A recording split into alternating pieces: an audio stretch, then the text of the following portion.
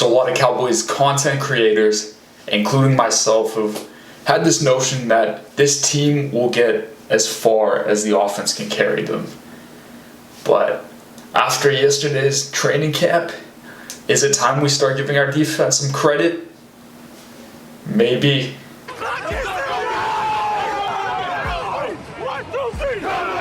Alright, Cowboys Collective here. Just want to touch base. Yesterday was a wild day for training camp. Defense really stepped up. It'll be interesting to see how they carry that momentum into today now that the pads are coming on. Gonna get to see some contact out there. But I just want to unpack a few things from yesterday. As I mentioned in the last video, Malik Hooker was having his second visit with the Cowboys, and they were intent on signing him pending on the physical, and he's put pen to paper. He was out there for the first time with the Cowboys on the field. He had to do the 5-day quarantine for COVID protocols, so he couldn't join the team immediately. But we got to see him out there, first look, wearing the 28. I know this is kind of controversial out there. You know, some people, that 28, means something to them. People tend to think of Darren Woodson, so having Malik Hooker come in here rocking the 28 as a safety himself kind of brings up a few feelings. So how do you feel about Malik Hooker wearing 28? Do you think they should have given him a different number and not let him wear it? Or is it just a number and you don't care? Like, let's be real. Felix Jones also wore 28 and, didn't really live up to, any expectation really. Obviously he was tremendously talented, but injuries kind of derailed his career. So let's get into the defense. And man, Kelvin Joseph, we know he has a swagger about him. We've seen it through his music as Boss Man Fat, but he's bringing that swagger to this defense. He's saying the DBs had 3 interceptions. He's calling it a no-fly zone out there, and that the new crew is going to be called airplane mode. For me, personally, I like the nickname. It refers to the job that they're there to do, right? It shows them taking pride. I don't think it's a nickname to the level of, the Hot Boys, where it became this whole, branding and marketing thing. Like, it really shows them, we're doing this no-fly zone. We're not going to let anyone throw the ball on us, and we're going to shut down everything. So the fact that the nickname is more indicative of how they play the game rather than, this image and persona, I'm totally fine with the nickname.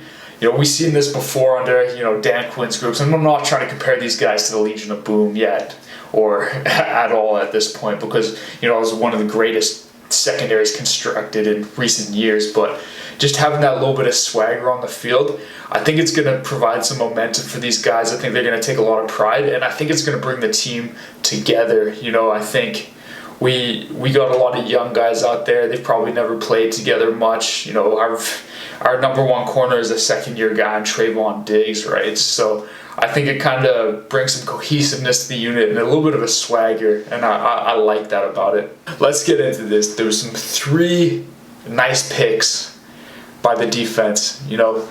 Last year we didn't really see too many turnovers until those last few weeks, and it looks like it's carried over to this season. So one, I got to talk about Maurice Kennedy, who was actually sitting on the first team defense. He was actually filling in for Jordan Lewis, who wasn't good to go, so he was covering those slot duties.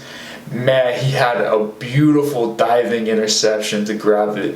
This is a guy that didn't play last year because he sat out due to COVID, but he was one of those opt-outs for us. So yeah, beautiful pick.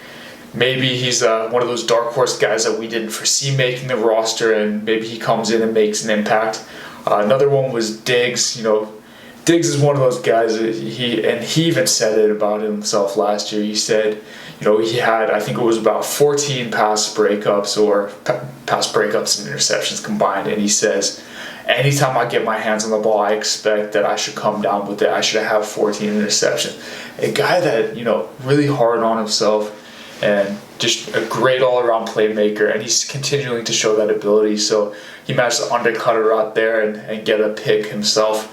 And then the last one, DeMonte KZ, the free safety. I don't know if he was feeling a little bit of heat there, seeing Malik Hooker show up to the facility and, had to ball out. But, man, he undercut a route, took it all the way back for the pick 6. Looked like Malik Turner was coming across the field, and I don't know if I don't know why, it just looked like he hesitated a little bit, which just allowed KZ to get in there, take it all the way back. So, the biggest thing to me is that, the defense wasn't really celebrating everything out there. We saw with these big plays, we saw these pass breakups, and, we tend to see it with the DBs particularly. As soon as they make a great play, it's all that, celebrating the incomplete signals and all that. But I've noticed a different change in the mentality of our guys. I saw rookie safety Israel Mukwamu. He had a pass breakup, and for a guy like him, it's probably exciting getting in, playing against these NFL players, and having this pass breakup, getting some film, and showing a good play. But he wasn't celebrating. He wasn't, I know we've been critical of players celebrating, but he wasn't celebrating. He was actually disappointed. You could tell he was hungry. He wanted to pick. The pass breakup wasn't enough for him. So I'm loving this mentality that we're seeing from our defensive backs, and I think it's going to go a long way this season. And I don't know if this is a change under Dan Quinn, or it's just these young guys, or it's new leadership in the team. I don't know where it's coming from, but man, I'm loving what I'm seeing out there from our defensive guys so far. But I know we've talked about the defense, and I don't want to say it was all bad for the offense. Dak Prescott had some nice plays. He hit Blake Jarwin over the middle on a post route, took it right up the gut for a touchdown, dropped a massive dot to CeeDee Lamb in the back of the end zone. Also put up a ball where CeeDee Lamb came down with it over Diggs and Wilson out there. So the offense is, looking good.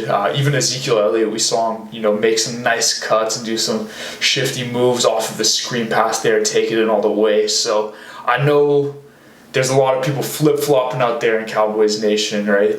We see it all the time, our defense sucks, and then, our defense has a great day in training camp, and it's Dak sucks. Look, it's not true. Dak doesn't suck. We know that. We saw the difference in the team when he went down last year. We don't need to flip-flop like that. Let's just give credit where credit is due. When the defense does well, let's give them some credit and appreciation. And when they're doing well, we don't need to make that indicative of an individual performance on the other side of the ball. We know what the play. We know who Dak is. We know he gives us the best chance to win day in and day out. So let's not overreact like this. We don't need to flip-flopping with these comments. It's dumb. It doesn't make sense. Let's just appreciate it. These guys are going out there, they're competing. And I'm optimistic for this season. I think this unit is coming together really nice. We know we're going to have one of the most stacked offenses in the league, and if our defense can get to a level where they're performing better than last year, which everything I'm seeing so far indicates that they will, I think we can make some noise this season.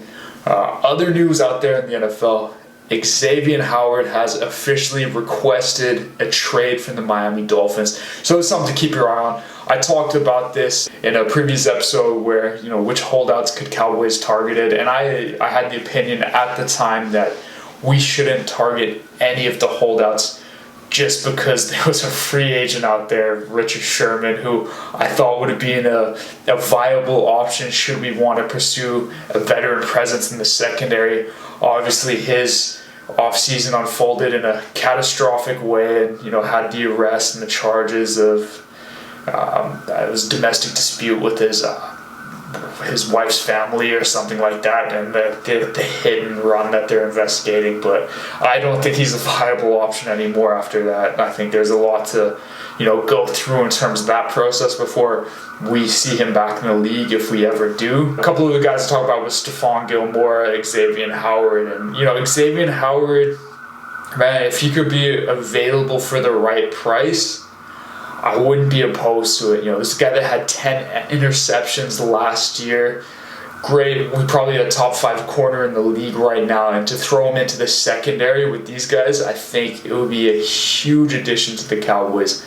That being said, it really comes down to what the Dolphins are going to ask for him, and the other hesitation is the fact that he's probably going to want somewhere around a Jalen Ramsey contract in the vicinity of $20 million a year. So it is steep, But just to have a guy like Xavier Howard come in, I think, could really push the marker for us. But let me know what you think. Do you think we should trade for Xavier Howard, or are you just happy to stand pat with the guys we have in the locker room right now? Pretty much wraps it up. But yeah, I'm excited to see how it goes with the pads off today. And yeah, I'll touch back with you guys soon. Cowboys Collective